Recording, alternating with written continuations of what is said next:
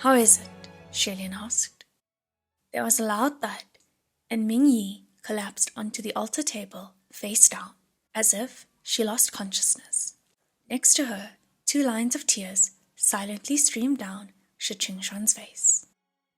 Shilian asked hesitantly, "My lords, how is it exactly?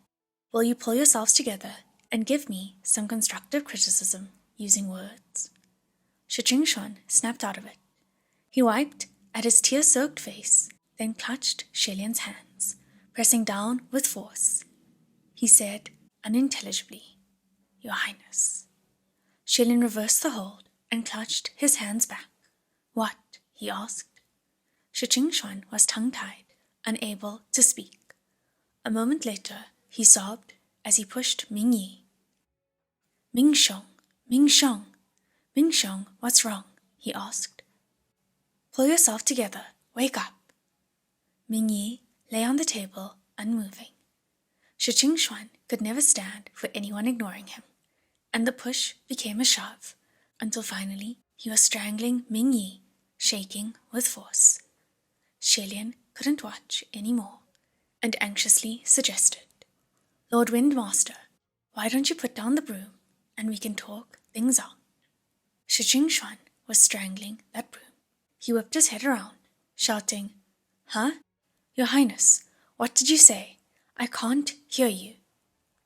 Feeling a little helpless, Shilian yelled into his ear, "Lord Windmaster, the thing in your hands is not Lord Earthmaster.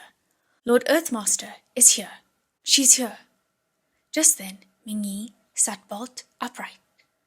He returned to his male form in a flash. His face was as dark as steel, and his words bore down on Shilian oppressively. "Evil has overtaken my heart. Please exorcise it for me." A spoonful of stew could produce evil in the heart? Shilian was shocked to the core. He mumbled, "That can't be possible." Shi Qingshuan, however, was pointing at Ming Yi, his eyes round and bulging. "Hold it, you!" he shouted. "What manner of evil are you, to dare show your petty tricks before this Windmaster? Where's Ming Xiong? Quick, I'll shield you. Let's take it down together." With the broom in one hand, the other flung out the Windmaster fan. If the fan was to attack, then the entire rooftop would be blown away for sure. Shilian hastily rushed up to hold him down. Don't, he shouted. "My lords, please. Will you both snap out of it?" Qirong laughed maniacally, slamming his fists on the ground, yelling, "Y'all deserved it. Fucking officials, go die and ascend. This is fucking great. I feel so much better." The 2 officials inside were falling all over themselves, groaning non-stop. Hua Chang leaned against the wall with his arms crossed. Shilian looked at him, then looked at the Windmaster and Earthmaster clutching their heads on the ground. He whispered, "Is it maybe because I didn't add enough water after all? Why would their reactions be stronger than Qirong's?" Hua Chang raised his eyebrows. "I think it's fine," he said. "It's probably a problem with their taste buds. It happens." Shilian, however, had never thought about what Qirong typically ate and what heavenly officials usually ate. Comparing the two, heavenly officials were much more sensitive and emotionally delicate, so that was probably why their reactions were much stronger. Of course, he also didn't think about whether anything had been added after that pot had passed through Hua Chang's hands. Feeling both depressed and guilty, Shilian fed 7 or 8 bowls of water each to Shi Qingshuan and Ming Yi before the 2 slowly came around. Although their faces were as green as Qirong and their eyes dead, at least they were conscious, their speech returning. The only lingering problem was the unstoppable tears streaming down Shi Qingshuan's face, and when he spoke, he'd accidentally bite his tongue at times. Other than that, there weren't any real issues. After all that ruckus, 2 hours later, the 4 finally sat down around the altar table. Mingyi still had his face down on the altar, still as a corpse. Xielin righted his expression and inquired solemnly, "Lord Windmaster, you said that there was something important you wanted my help with. What is it exactly?" Looking wan and sallow, Shi Xuan threw a soundproof spell on the door, making sure that no one outside could hear anything. He croaked with a hoarse voice. "It's like this." He cleared his throat. "Your Highness, you've been hiding in the world, cultivating in the mortal realm for 800 years. You've walked and seen so much, so you must have bumped into plenty of ghosts and monsters, right?" Xielin folded his hands one over the other and replied, "I've met some." "Then I want to ask," Shi Xuan said, Have you ever met a Venerable of empty words?" Xielin was taken aback. "A Venerable of empty words? Who mourn at feasts?" he asked. Shi Xuan lowered his voice and replied ominously, "That's right." Suddenly, Xielin felt a hair-raising cold breeze blow up his spine, swishing his locks. At the same time, there seemed to be someone next to his ear, giggling coldly and humming an exceedingly creepy tune. Somehow, the sunlight that shone through the windows and cracks, warming the little Puchi shrine, also dimmed, like the whole place was enveloped in a large shadow. Shielin's extremities were getting colder, icy like steel. Xielin had to clutch his robes tight. He felt that this must be brought up directly and spoke up. "I have to ask, who's laughing, who's singing, who's blowing cold air behind my back? Who made this shrine dark?" Shi Xuan wiped away his tears and said, "Oh, that's me. It's just a little spell, don't mind it. It's just for creating the mood."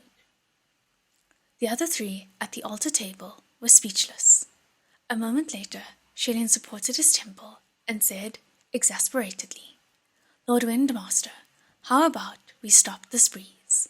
With this weather, none of us are dressed in layers. Besides, the mood was already there, but it dissipated after you added the cold breeze and music." "Huh? Really?" Shi Xuan asked. With a wave of his hand, the blowing cold air was dispersed.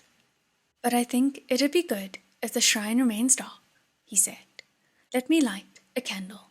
The ambiance would be even better." As he spoke, he really did take out a candle and lit it. The flickering candlelight illuminated the two snow-white faces and the other two pale greenish faces. The mood was already quite strong, the haunting atmosphere exceptional, and perhaps even Qirong, still outside, would howl and scream in fright of ghosts. The other three didn't want to say anything anymore. Hua Chang leaned back and Mingyi remained as still as a corpse. Xielin rubbed his forehead and said, "Let's continue. Where were we? The Venerable of empty words? Why didn't you just say the jinx monster?"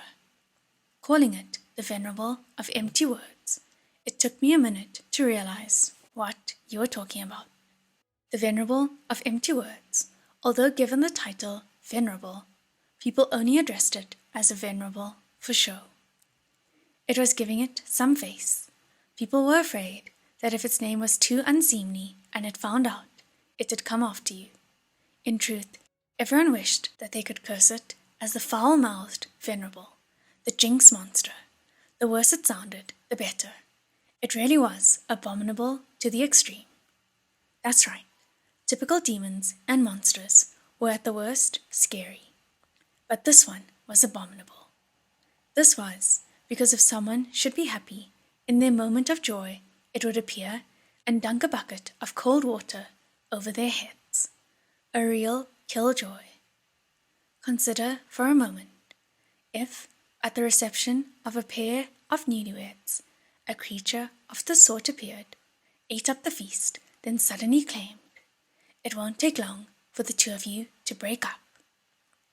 Or, in another case, if an old master of a household was promoted in office, it would also suddenly appear and cry in the midst of congratulations, "You're going to get cuffed and go to jail in a few years." If it should attach itself to someone, it would become like a shadow and firmly wrap itself onto that person, endlessly cursing for the opposite whenever a joyous occasion should occur. Truly abominable, especially for those who feared ominous signs. If they ran into that thing, they'd die from distress.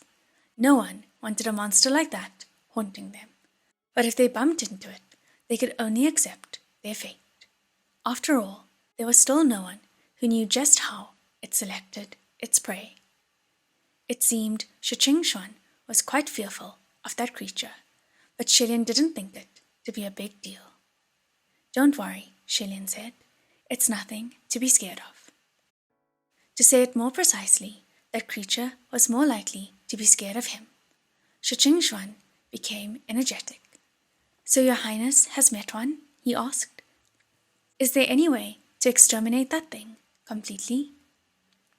After humming for a moment, Shilian replied, "I did bump into two many years ago, but they've never shown themselves again. I don't know for sure whether they were completely exterminated, but by my experience, it's not that difficult to deal with them." Xuan was overjoyed. "Two?" he asked. "You managed to deal with two? I've really come to the right place. So what happened?" Thus, Shilian began his tale. The first one was like this. Many years ago, Shilian passed through a small town, and there was a wealthy merchant sending his daughter off to the capital to study. Because of how understanding his daughter was, he made a big show of publicly commending her, a joyous occasion. Who knew that from joy brewed tragedy? At the send-off feast, there was suddenly a voice that belted out, "Your daughter's carriage will overturn on the road, and she will die crashing down the valley." That wealthy merchant jumped to his feet in a rage on the spot, set on catching the one who said those words. But that person ducked under the table right after and disappeared into thin air. After that, everyone was scared. Fortunately, Shilian went to that household that day to collect junk. He managed to obtain some leftovers and was about to head back when he heard what happened. He knew what the creature was, so he told that wealthy merchant not to worry.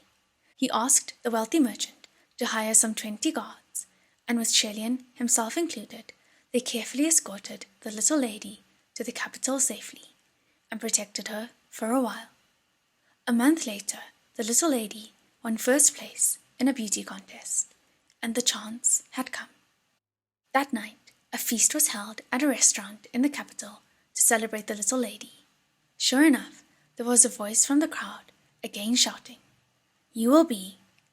The moment Shilian heard its voice, he immediately seized that creature from the crowd, choking its neck, stopping it from uttering another word. Then he immediately used a charm to seal its body and beat it to a bloody pulp. He then ordered for a carriage, taking it to the valleys to run wildly astray. At a winding corner of the mountain pass, the rain snapped, and that carriage crashed down the cliffs, fulfilling its own curse to the other person. "That's it?" the other three asked. "That's it," Shilian said. "To deal with the jinx. All right, the Venerable of empty words. To deal with the Venerable of empty words, there are 3 methods. First, don't let it open its mouth, and cut it off before it can speak. This can help guard you for the moment, but it won't protect you for life, so you need to be constantly vigilant. Second, if it should speak, don't let the subject of its curse hear it. Anyone would be scared if they should hear a curse against them whilst at the height of their joy, and that creature feeds on that fear. It revels in it.